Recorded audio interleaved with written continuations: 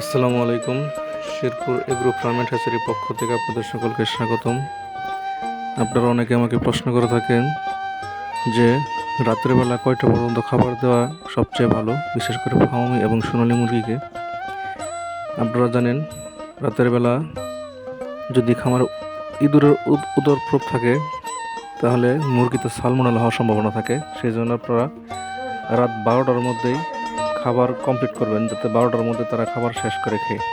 কারণ শেষ রাতে ইঁদুর অথবা যেগুলোকে চিকা বলে থাকে, এগুলো যদি আনাগোনা করে খাবার পরে থাকলে তাহলে মুরগিতে সালমোনেলা হয়ে থাকে।